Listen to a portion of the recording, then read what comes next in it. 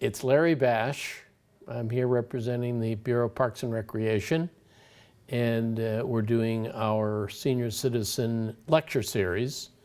We're now into our spring session. We have 6 lectures scheduled for April and May. The schedule you can get on the website, and if you miss the scheduled time on public TV, the Linden TV channel, the staff here will put it on YouTube at some point, and so you can go back and take a look at it if you want to, if you can't make the scheduled time. Today is the 3rd of our 6 lectures. In this series of 6, 5 of the 6 topics came directly from people who made suggestions. Today's is on a combination of things. People asked about U.S. trade policy and the use of tariffs. They asked about, why is there such a large trade deficit in the United States? And there were specific questions about China, because that's been a little bit in the news with trade disputes between the U.S. and China. So we're combining them into a discussion that'll deal with a little bit of a history of the U.S. use of tariff, their trade policy, the whole concept of trade deficit. Is it a problem? And we're going to spend a little extra time on our issues with China. I remind you that if you register on the website, we can send you supporting materials. And it's an example. I have some materials, if you want to take a little farther than the brief discussion we're going to have, that has data on trade deficits and particularly the situation with China.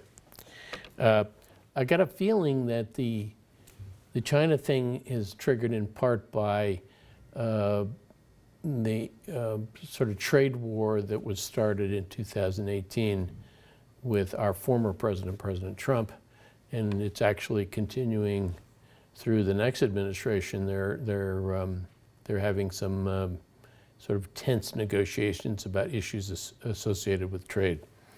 The next section, the 4th session coming up, which I'm trying to remember the date, but it'll be in April, will be on the issue of U.S. presidential pardons. Again, I think that topic was requested because there was some controversy about usually at the end of a president's term, you find a group of pardons being made at the last minute, and that happened with our most recent president, President Trump, and there was some controversy about some of them, and that is not unusual. There have been a lot of issues created about the use of this power that was put into the Constitution, and that'll be on our 4th lecture. So we're well into our spring series. I think the issue of U.S. trade and the use of tariffs is kind of interesting. One of the things that people are often surprised to hear is that in the beginning of the Republic, our major source of federal revenue was tariff revenue. Remember, the U.S. Constitution was the result of the failure of the original Articles of Confederation, and the major issue was the sort of centralized power in the federal government versus states' rights. And one of the problems with the old Articles of Confederation is there really wasn't a consistent source of federal revenue. The concept of using tariffs came from Alexander Hamilton, among his other visions of what the financial system in the U.S. should be and under the new U.S. Constitution. Our major source of revenue was tariffs right up until the time during Woodrow Wilson. You may remember we had a lecture in the winter about Woodrow Wilson, because he was a pretty significant president. A lot of things happened during his 2 terms in office. During his first term, there was a constitutional amendment that created the income tax. That then became the major source of revenue. Woodrow Wilson then was able to stop a lot of the tariffs because we didn't need that revenue. The way that tariff process has evolved in recent years is Congress has sort of abrogated their power over tariffs to the president. So they've had legislation that allows the president a wide range of discretion in instituting tariffs. And one of the more interesting things about it is that the position of the political parties has shifted pretty dramatically. In the 1800s, the post-Civil War process with the Republican Party, they used tariffs as part of their approach to industrialization, protecting industries, a lot of them in the New England area, so they could develop industries and we could develop infrastructure like roads and railroads and waterways, so that we could be more competitive, particularly with Europe. And that was a major policy of the Republican Party, and they were in control because they're the party that won the Civil War. The Democrats were largely supported by Southern farmers, and tariffs hurt the sale of agricultural products. And so the Democratic Party was upset about the use of tariffs, and the Republican Party used them. Then there was a sort of a dramatic change. The Republican Party became the free trade party because it was good for business, it creates economic activity, and the Democratic Party was concerned about the effect on jobs and working families. And so they were more willing to have protective tariffs.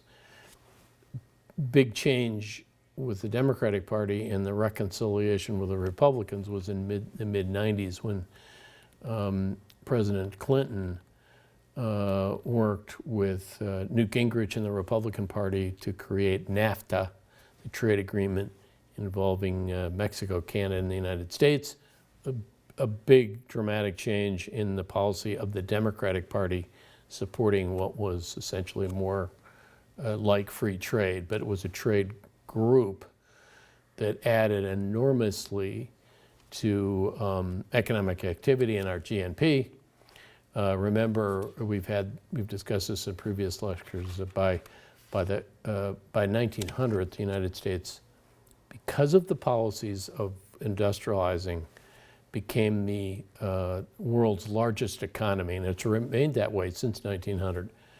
By far, the largest economy, more productive, more diverse, and in that time period, there's been a major change in the U.S. economy and where jobs are, mostly because our standard of living improved so much that there was a shift away from manufacturing and more towards service industries and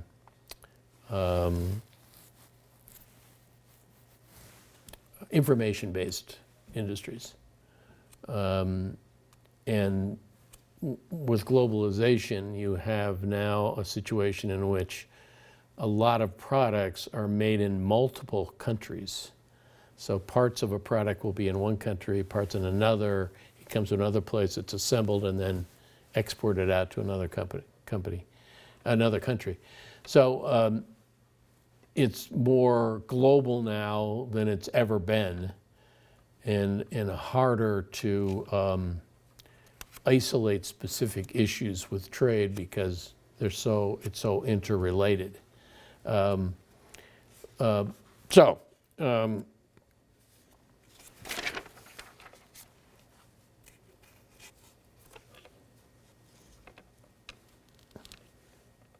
So, in terms of, there were questions raised by some of our people that participated in this lecture series about, trade deficits. And the American economy has had pretty significant trade deficits since the mid-1970s. And the reason is that we are now importing more than we're exporting, because many products that we use can be more cheaply produced somewhere else. So that means that that is what creates a deficit. There are other factors here. One is, high costs of manufacturing in the U.S. I'm oversimplifying a little bit, but the strong U.S. dollar. The U.S. dollar has become the strongest currency in the world. It's sort of replaced the gold standards as a standard for currency values. And they're also very attractive. We have a lot of capital, and there's a lot of attractive foreign investment possibilities. And so that contributes to this phenomenon of trade deficits. Now, the conventional wisdom, of course, is that's bad. If we have a deficit, even the term is, has a negative impact on a negative tone to it when we talk about deficits. But in fact, when that's occurring, it means that consumers here are paying less for quality products. So if it can be produced more inexpensively from somewhere else and then we import it, that's what we will do, because that's how the economic system works. And it's not necessarily a negative. The thing that has happened, sort of the failure of American policy here, has been we've known this shift was occurring, and you saw the culmination of the trade deficit issue in the mid-'70s starting. We've known it's been coming for a long time, but we did little to do it. We don't have much central planning dealing with jobs and training, and we certainly have a lot of central activity about the economy from the Federal Reserve now. It's become very active, but we don't have a lot of planning. For instance, the idea of NAFTA originally was it was going to create a lot of new jobs. Well, the data suggests that it's pretty much a wash. There are different types of jobs, but not a growth in jobs. But there's a tremendous growth in economic activity. For instance, with the three countries together, we've added like $80 billion to the GNP. It's been had more of an effect, frankly, in Mexico, bringing them up to the economic activity level of Canada and the US. But it's facilitated trade between the three countries, and it's added economic activity. You may have followed the debate over renegotiating the NAFTA agreement, because there's been a lot of turmoil, political turmoil, on the issue of jobs, and a little more opposition to free trade, because people are saying what's happening is that an example would be a lot of the products that we import now, the raw materials started here, and it went somewhere else to be assembled, maybe multiple places to be assembled, and then we import it back. It's interesting because the early days of the Republic, a lot of our trade activities, we were sending raw materials, particularly to Europe, and getting back products, finished products from Europe. And that's happening again, but in a little different way. So, to talk about, there's a trade deficit. The things that we export are automobiles,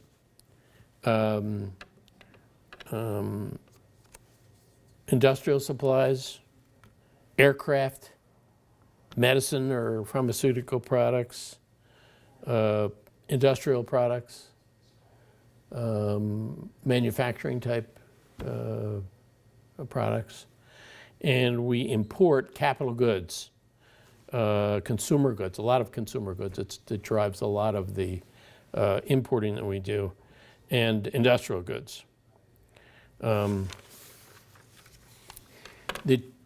The 5 top U.S. trading partners, which in recent years have been pretty consistently Mexico, Canada, China, Japan, and Germany. Those 5 countries contribute most to the deficit in goods. And the biggest deficit in goods, consumer and industrial goods, by far in that group is China. China, again, not to oversimplify too much, but China has a lower standard of living. Their production costs are lower, and so they have a huge population. So they also are a consumer of products, but also their standard of living is lower, so they pay less for, again, I'm oversimplifying a little bit, but they're paying less for producing what they produce, and that makes it more attractive in other countries like the United States. The issues with China are difficult. One issue is intellectual property. They're a communist country. They don't respect, intellectual property rights, because that's, their political system is constructed in a different way. They've become more like, over the years, more like capitalist type countries, but it's still, the political system is still communist. So they don't respect intellectual properties. Also technology transfer, which I guess is a part of that.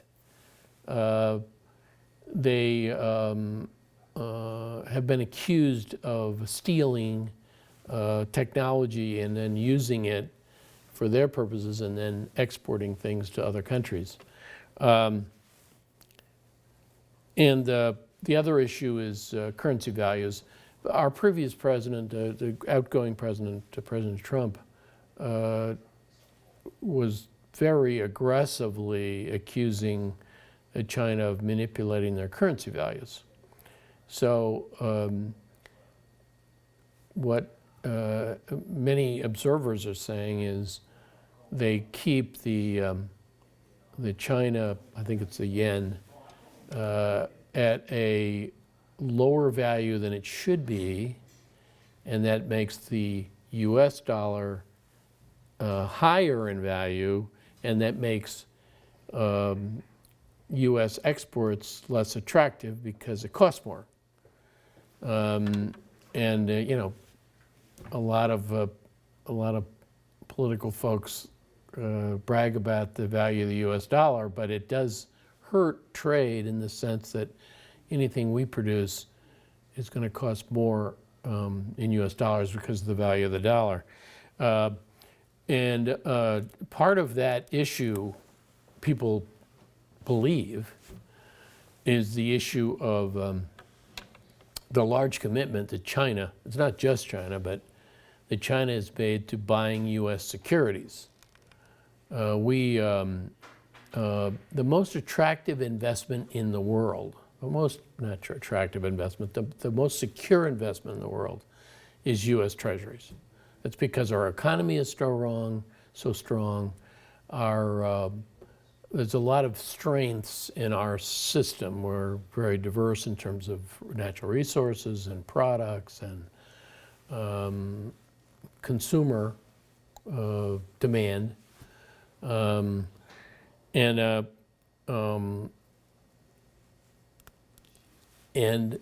the process, the value of our currency is stronger.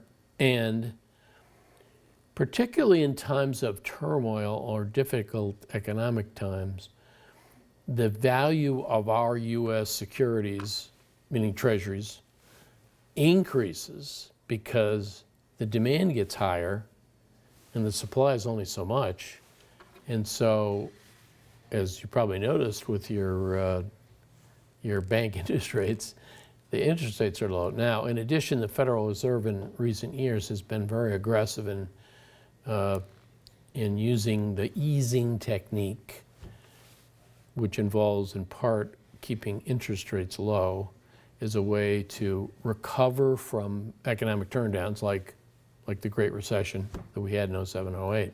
But also, I would say to you, and we've discussed this in previous lectures about the effect of the pandemic, the global pandemic on the U.S. economy. One of the responses to the global pandemic on the financial side that was very successful was the actions by the Federal Reserve. They increased liquidity, they buy securities in the secondary market, they keep interest rates low, they create loan facilities, and that is the process of increasing the money supply. Before we got out of the restrictions of the gold standard, back in, well, it really started during the Great Depression with FDR, but it technically happened under Richard Nixon in the 1970s. Once we got off the gold standard, we have a much more flexibility in terms of money supply. Before that, you couldn't produce more money than was backed by gold. Not true anymore. And the other thing is we have also a subject of another lecture. We have increased the amount of federal debt because, one, we finance a lot of wars. I mean, the war in Afghanistan is the longest running war we've ever had.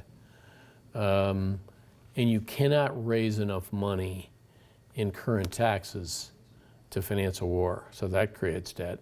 And we've become much more aggressive about trying to prop up the economy with the kind of Federal Reserve activity that happened in mid-2020 in the face of the global pandemic and the economic shutdown that accompanied it.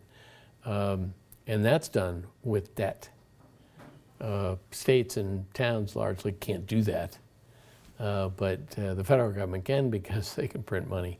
So our debt levels have increased dramatically. It's a problem when it gets to a certain level because it slows down growth. But it's a great tool for boosting the economy. And that factors into the issue of the trade deficits, and particularly the issues with China. The other China issue that, doesn't particularly deal with trade, but is human rights. There's a lot of objections to China policy dealing with Muslim minorities in China, and when they took over Hong Kong from the British, the treatment of the Hong Kong democracy. So there's a lot of issues of human rights. And sometimes our political system responds to those issues with trade.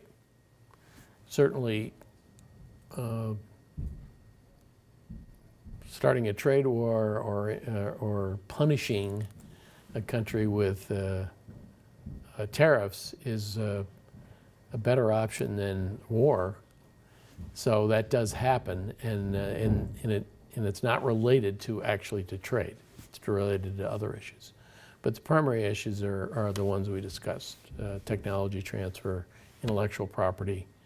There's the feeling that China, particularly, is taking unfair advantage of other countries, particularly the United States, by subsidizing their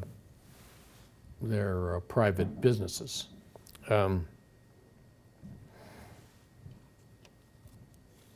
Now,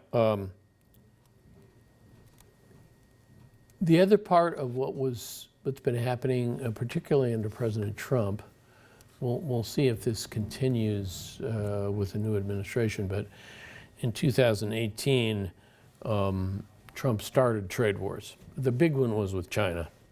Large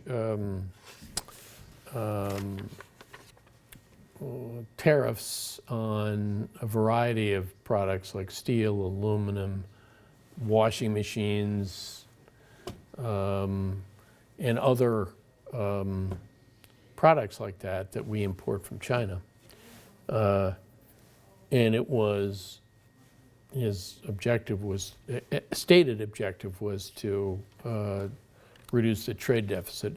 In his mind, the trade deficit was a problem to be fixed.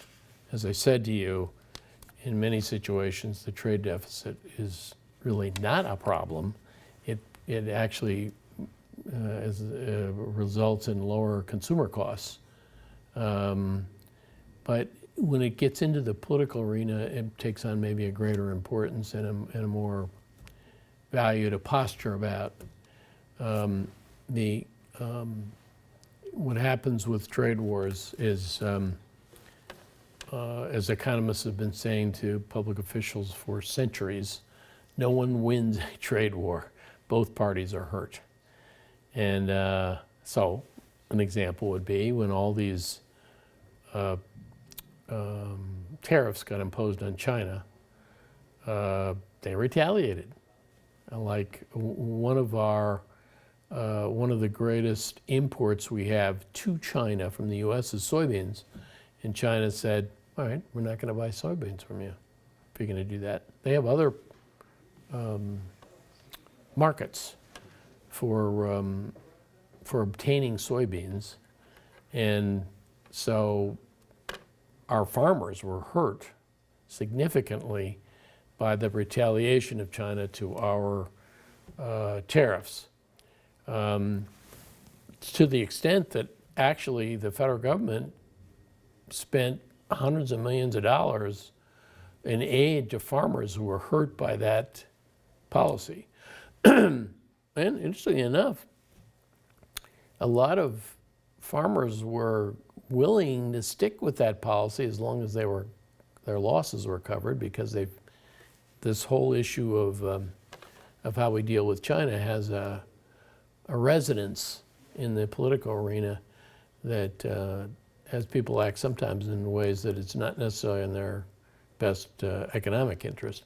But the federal government covered the farmers' losses caused by those tariffs. And of course, our big issue is we're maintaining a very high standard of living. That's one of the things that is not true of China, for instance. So we have had very high trade deficits with China. It peaked around 2018. Only goods. I'm not talking about services or information-based services. So it was over $400 billion in a trade deficit in 2018. It's come down slightly, but not dramatically, with all these trade war machinations. Now, on the other hand, we have a trade surplus in services. but it's a smaller part of the overall world economy. Now, as an aside, with the global pandemic and the economic shutdowns associated with it, the service economies were hurt badly. An example would be, and one of the biggest parts of our economy is travel, tourism. That also includes consulting, financial services, computers, not computers, the hard product of computers, but financial advice about the use of computers. So our service economy has been hurt more. Now, we actually had a decline in our GNP in 2020. That's caused by the economic shutdowns and the pandemic, and you saw the reaction to it. There was a lot of political pressure to prioritize the economic reopening versus the health crisis of the pandemic, and you saw what the result is. As of now, we've had more than 500,000 deaths in the country. Didn't have to be that bad because we did not handle the health part of the issue well. Some things we did well, some things we didn't do so well. Certainly we did therapeutics well. We have made a lot of progress on vaccines very quickly in terms of the research, and now we're mobilizing to get people vaccinated. That should be a big help to the economy. What we're having now is a lot of pent-up demand. And remember, our economy is the biggest, strongest in the world. So when we talk about stimulus and aid, it's more like survival until we open. It's not the traditional stimulus to deal with a recession. Unfortunately, it's been caught up a little bit in the political process. The second response, they're calling it stimulus. I wouldn't call it stimulus, but the second stimulus was delayed quite a bit because there was not political agreement. You remember that scenario. The House of Representatives came up with a very comprehensive and very expensive initial proposal for the second stimulus package.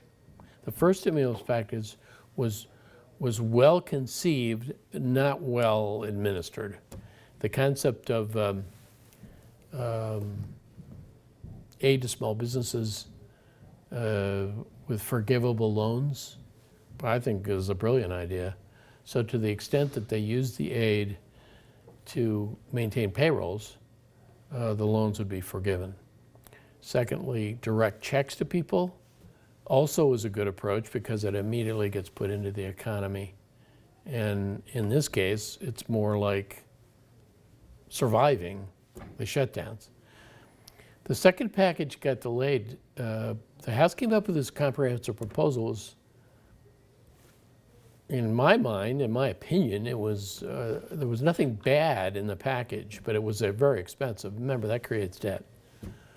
We just had a 2017 jobs bill and tax cut that created $2 trillion worth of debt over 10 years.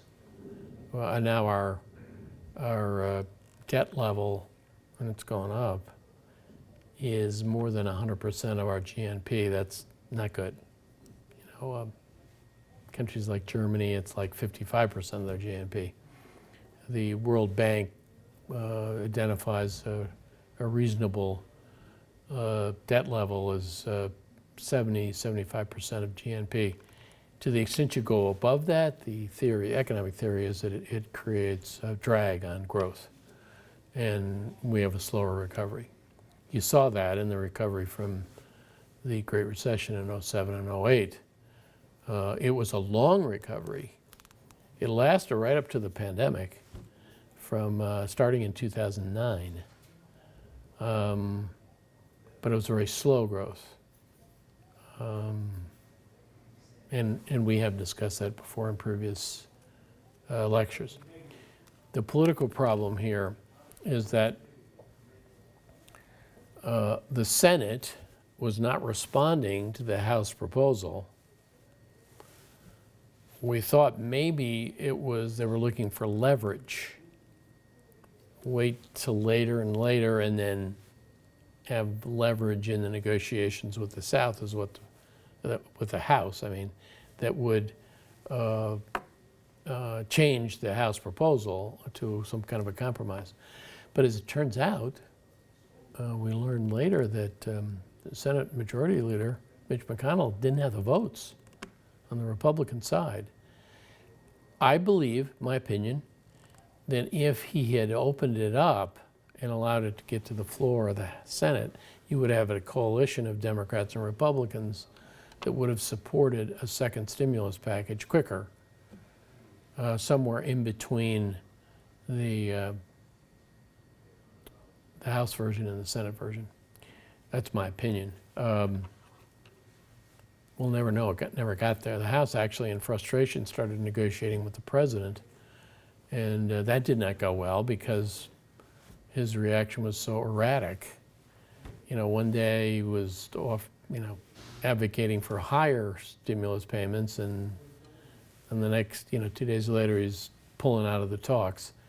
Did not go well, and the Senate didn't appreciate it either. So we finally had the second stimulus package, but the mistake we usually make in those circumstances is to not go big enough. That was true of the recovery in '09. We thought those were big numbers, but they were not nearly big enough. I mean, you're talking $700–800 billion.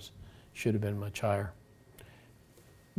Although we had a recovery that lasted a long time, but it was very slow. Particularly job growth was very slow. Steady, but very slow. Now, you have there's a new administration, and there's a whole different approach.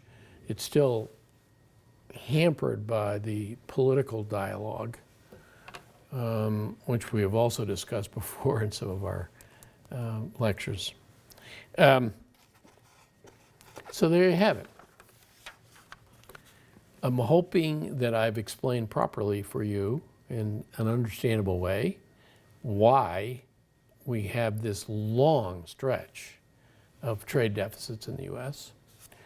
I've tried to explain how it relates to China, because although the service economy we do well, and we have a surplus, the deficit with China is much bigger than other countries.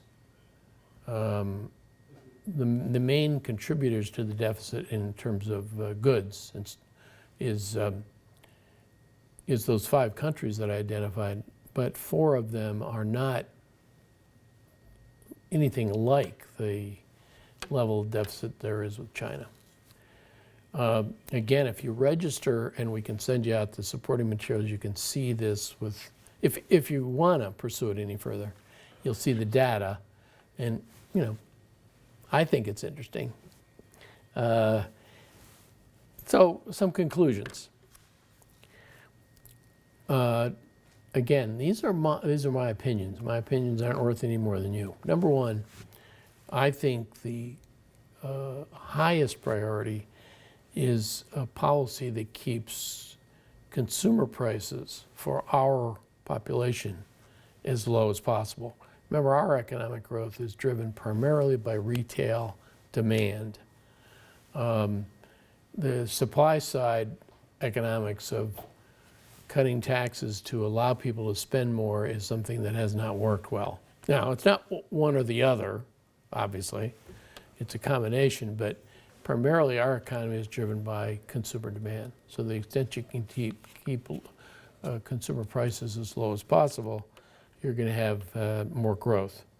And it's more important than dealing with trade deficits. Second, I would say to you that trade wars don't work. And economists have been saying this for centuries to political people.